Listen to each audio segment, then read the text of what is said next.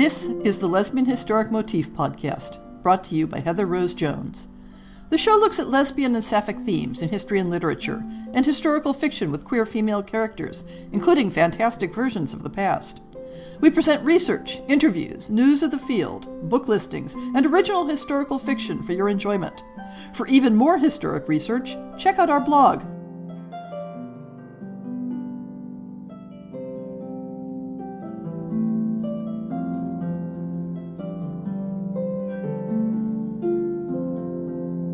Today's essay is going to tackle the intersection of several topics that can involve misunderstanding, reinterpretation, and shifts in how language is used. But those ambiguities lie at the heart of understanding how Western women of the 16th through 18th centuries talked about Platonic love. And we'll get to what they meant by that very shortly. How that love was experienced and expressed in same-sex contexts, and whether Neo-Platonic love was compatible with sexual desires and relationships. There's a popular meme that hangs out on the internet that takes an image of two women being physically affectionate, or a passage from a letter or diary expressing love between two women, and captures it with, "Yeah, sure, they're just good friends." Lesbians. In my opinion, this meme fundamentally misunderstands two important and contrasting elements of queer history. One is the position that sexual activity provides a hard, bright line that separates friendship and romance. The other is that we can look at people in history and definitively assign them to categories of queer and straight. The topic of Platonic love, as understood in the early modern period, provides a rich framework for exploring those topics. I'm going to start by noting that I am not a philosopher or a historian of philosophy. I'm going to oversimplify things, and we'll probably get some of the details wrong. And the exploration of Neo-Platonism reaches far beyond questions around the philosophy of love. Today's essay is looking at a very small slice of Neo-Platonic philosophy in the context of a fairly narrow span of history. But let's start with some basic groundwork. Plato was a Greek philosopher, specifically Athenian, who lived around the 4th century BCE. Together with his teacher Socrates and his student Aristotle, he's among the most familiar of the classical philosophers. The topics of his teachings covered the entire scope of human experience and existence, in addition to the world in general. Among the through lines in his teachings was the idea of idealized essences, or true natures, that represented the purest form of a thing, a concept, or an experience. This becomes relevant later, so remember it. Neoplatonism arose in the 2nd to 5th century CE in the context of a general interest in Greek scholarship within the Roman Empire. But wait, I hear you say, the 5th century is a long ways from the early modern period. Well, yes, let's keep going with this capsule history. Because of its focus on unattainable idealized forms and on the concept of all reality deriving from a single unified origin, Neoplatonism was compatible with and attractive to early Christian philosophers. Plato was, in some ways, promoted to being an honorary proto-Christian. As part of Christian philosophy, Plato's ideas continue to experience waves of interest and revival throughout the medieval period and Renaissance. It was this Renaissance revival of Neoplatonism and the ability of Plato's legacy to jump the gap to being embraced by Protestant philosophers as well, in England and elsewhere, that brings us to the subject of Platonic love in the early modern period. And here we need to step back earlier again. Because Plato was concerned with relating messy, complicated, imperfect things in the real world to idealized, perfect philosophical concepts, his opinions on love encompass the whole spectrum from complicated, imperfect loves to pure, idealized loves. Being Greek, he had multiple words to express certain parts of that spectrum, including eros, from which we get erotic, which generally refers to love that involves the libido. Philia, which is a love of friends and companions. A love of virtue embodied in specific people. Agape, which is an abstract love for all humans, for nature, for God. And a number of other distinctions for a full 7 types of love. These types of love were not considered exclusive of each other. And in the messy, complicated way of things, what one felt for another specific human being was generally a mixture of several of them. Thus, if Platonic love referred to any type of love included in Plato's philosophy, then it would mean all types of love. But as the terminology developed, it had a more specific meaning, in large part because eros becomes treated as the default against which other types of love are contrasted. But Plato's view on eros was not a simple matter of pants feels, as the kids say these days, because he, in the voice of one of his characters in the symposium, describes a sliding scale from vulgar eros, which involves the desire for physical pleasure or reproduction, and divine eros, which may be inspired by physical beauty, but transcends physical responses to evolve into love of another person's best qualities. This was the goal for the philosopher interested in achieving perfection and becoming one with the universe, to love with divine eros. And it is that form of love that the concept of Platonic love was based on, a love that was expected to be inspired by sensory attraction, but to transcend the pursuit of pleasure. It isn't a separate state from vulgar eros, but rather a different pole along the sliding scale. When Neo-Platonism was incorporated into early Christian philosophy, which was already thoroughly imbued with ascetic ideals, the idea that love was nobler the farther it got from bodily pleasure was seized upon eagerly. By the Renaissance, the concept of Platonic love as defining an affection based on love of a person's nobility, beauty, and spiritual qualities was firmly established, especially as contrasted with love based on the sex drive. And now we need to step back again and talk about gender dynamics within the philosophy of love. Because, of course, the opinions voiced in Plato's symposium were not concerned with love between men and women. Oh, that could fall under the category of vulgar eros, to be sure, and the love expected between husbands and wives could be categorized as a family duty sort of love. But the question of divine eros came into the question when considering the best way in which a mature man might experience and express his love for a youth. That topic is very complicated, and I'm not going to get into the details in this show. If you want a deep dive into the topic, it's one of the subjects that Foucault's The History of Sexuality is very good about, as long as you can cope with a discussion that functionally erases the existence of women. But the point is that same-sex love has always been a through line in the concept of Platonic love.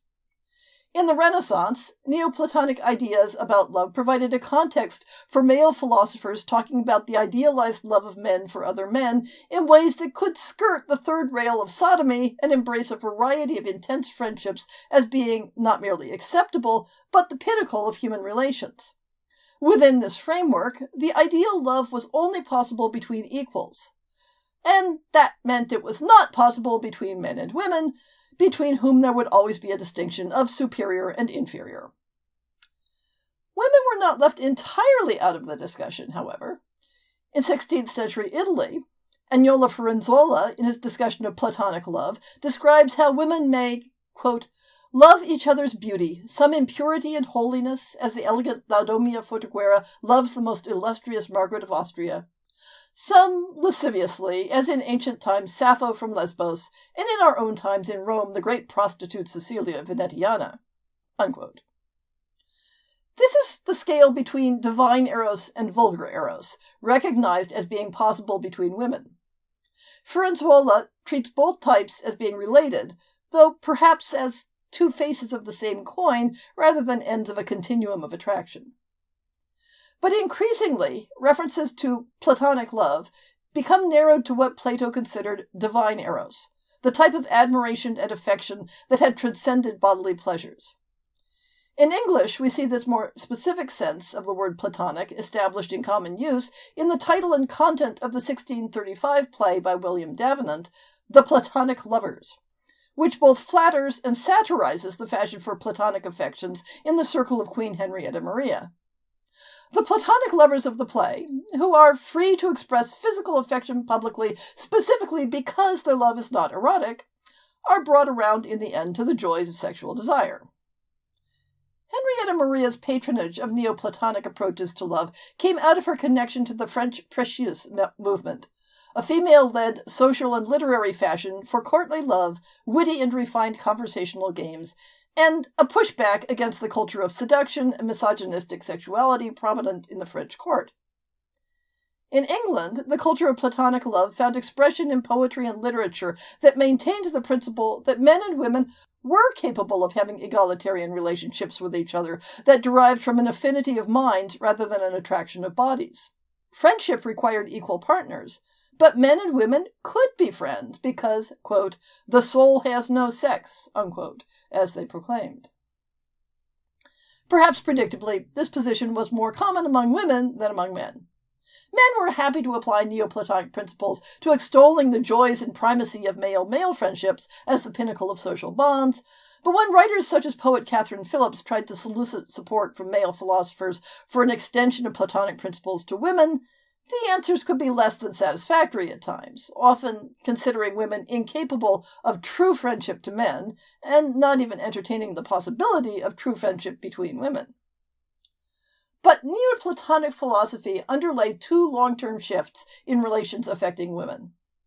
It contributed to the growing concept of companionate marriage in England, the idea that heterosexual spouses could have a relationship based on spiritual and intellectual companionship, as well as for the purpose of procreation or economic partnership.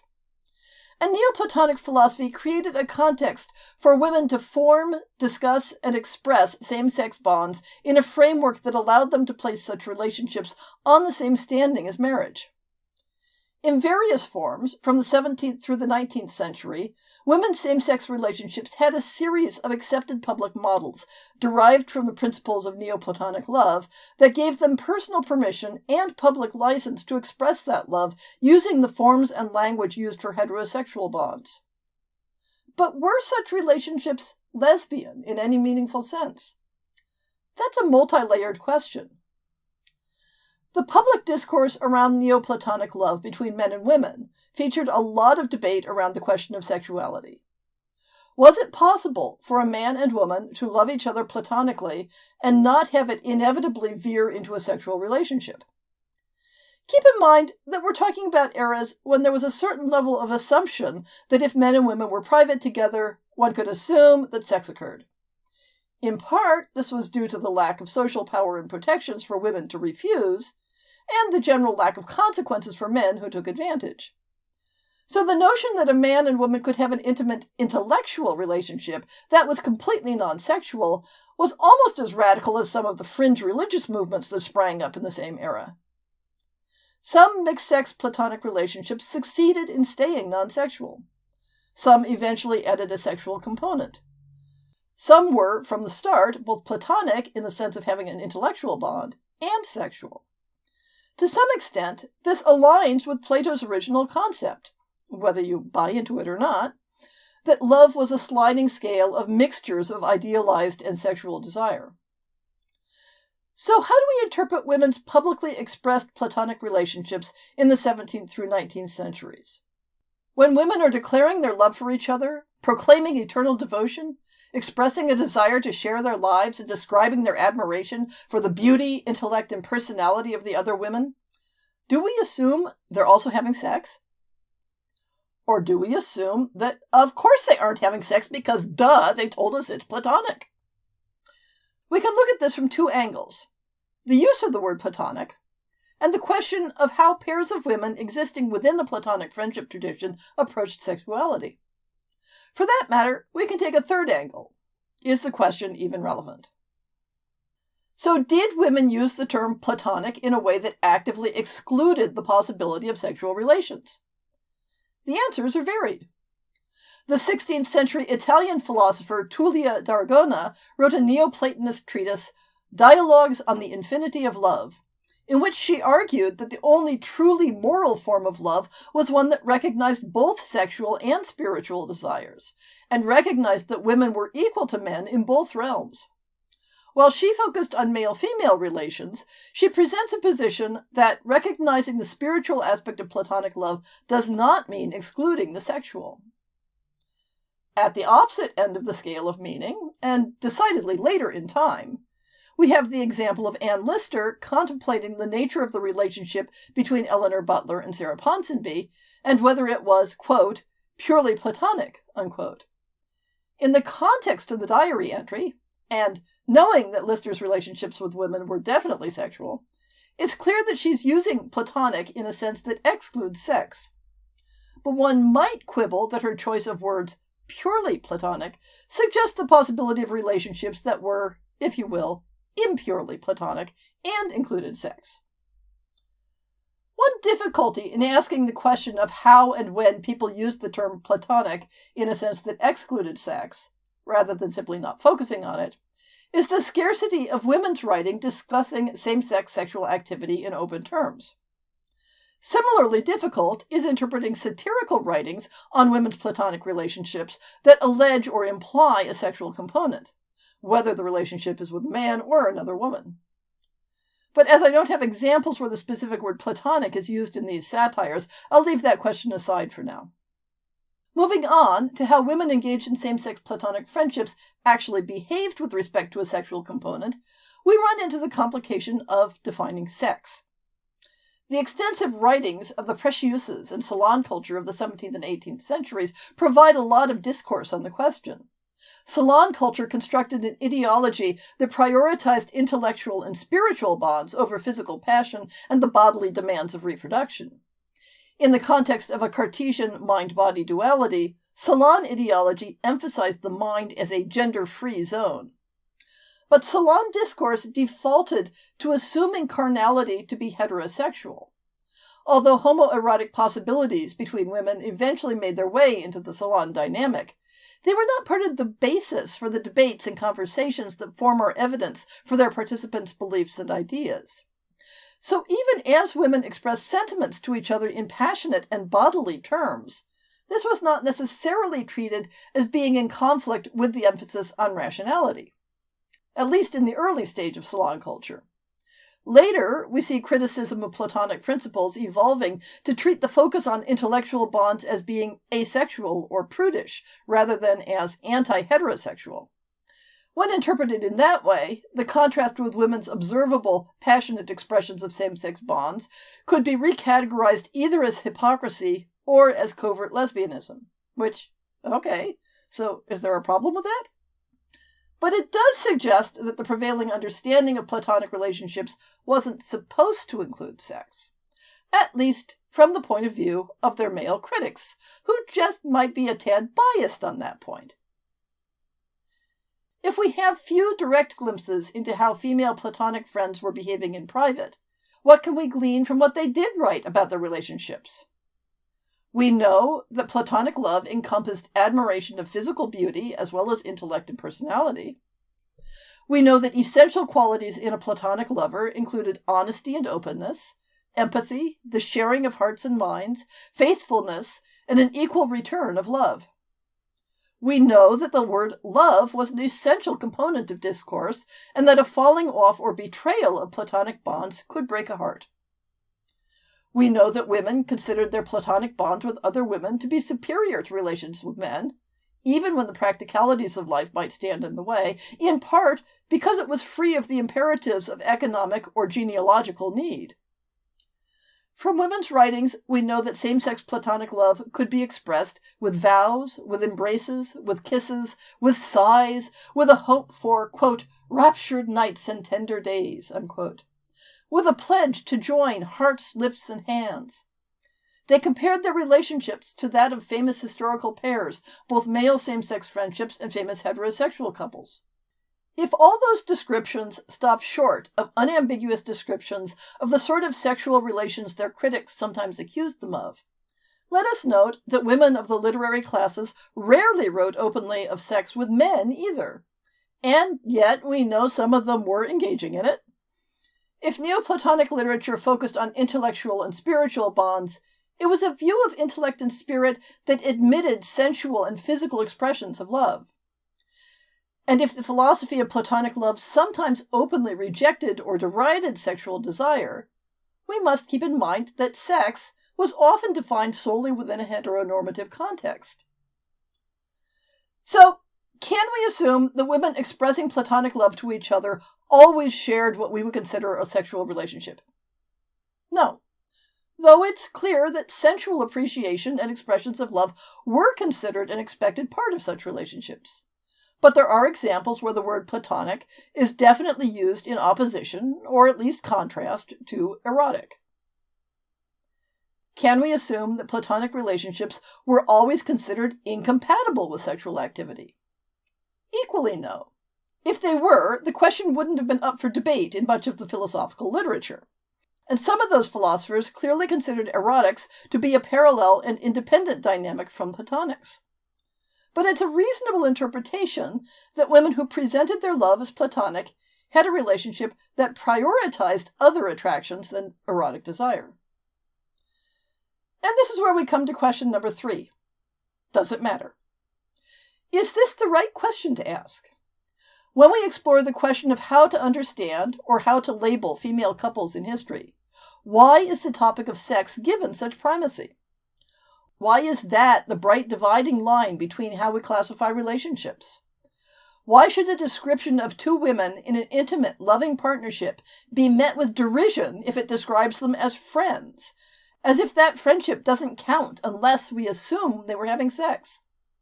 Conversely, why should the suggestion that they might be having sex be met with panic and horror? The reflex to insist on one or the other position as a default is equally flawed, and relying on the proof or the assumption of sex as the requirement for finding queer reflections in the past is a fragile mirror, too easily shattered. If whole swaths of history are populated with Platonic lovers, let us embrace them as part of the queer continuum, regardless of what they are or aren't doing in bed. Because they are inherently queer. They have rejected the heteronormative paradigm in some degree, and they are part of our legacy.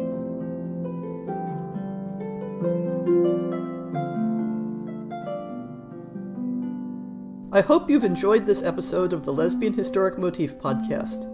See the show notes for links to people and topics. Most shows will have a transcript linked as well.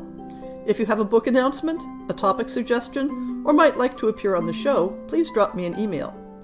If you enjoyed this podcast, please rate it and subscribe on your favorite podcast app, and consider supporting our Patreon.